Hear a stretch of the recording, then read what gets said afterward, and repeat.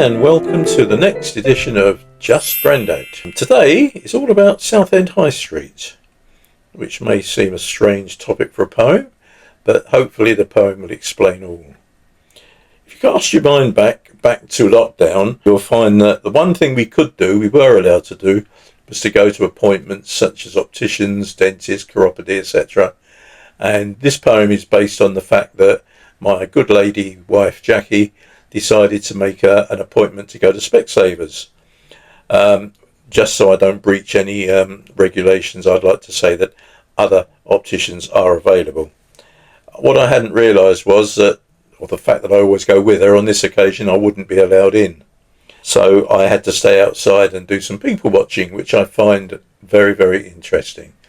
And the two things that really I noticed were, this was before the NHS had issued all their standard white regulation masks for us to wear, and everybody had made their own or bought their own, and they'd got various colours, shapes and sizes, and I found that quite fascinating. And the other thing I found fascinating was what people wear. Now you'd have two people next to each other, one looking as though they're going to the Antarctic for a fortnight's holiday, and one looking as though they're going to Bermuda for a fortnight's holiday, and wearing appropriate clothes. Now I find that strange because one of them are bound to be either too hot or too cold, I would have thought.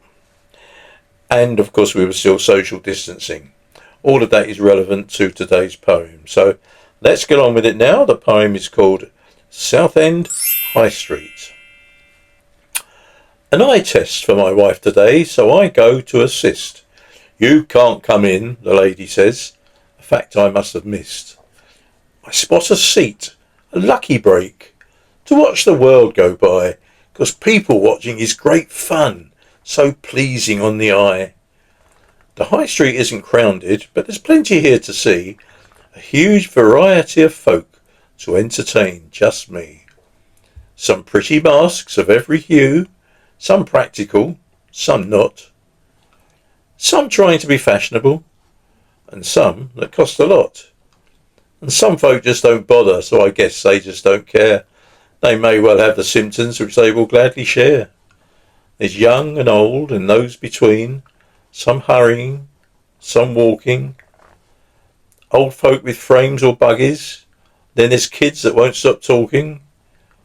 Some obviously forgot the date and wrap up for the cold, but some are just the opposite and really are quite bold. They're skimpy, then they're skimpy. Well, you know just what I mean. Enjoying looks that they invite, their shorts are quite obscene. I notice every colour in the spectrum as they pass. Flame red, sea blue, coal black, pure white and green, just like the grass. Explosions of true colours keep me wanting more and more. An orange, then a purple, then maroon I just adore. There's shouting and there's crying, mainly children with the latter. It's hard to catch all that was said, just sometimes inane chatter. I see a wheelchair and a pram, a buggy there as well. Some kids have scooters, some have bikes. I hope they've got a bell. I sit and take the scene in, and maintain full observation. I watch and listen, no attempt to join a conversation. But wait, that's changing. I've a friend who's joined me on the seat.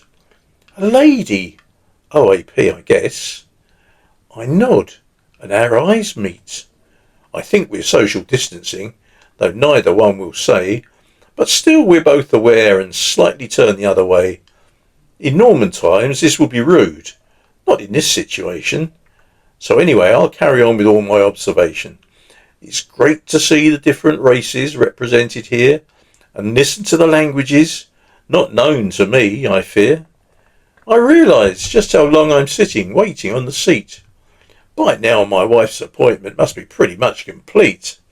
Just then she comes and says, I'm sorry, they're running late. No problem is my answer, because it's all been worth the wait. I only have one tiny gripe, not massive, just a smidgen, that everywhere you look around here, you see a flipping pigeon. Thank you. That was Southend High Street. Don't forget, if you like it, to do all the things that I normally ask you to do. Thanks again to my technical advisor, stroke producer, stroke granddaughter, Sophie. Hopefully, see you next time. Goodbye.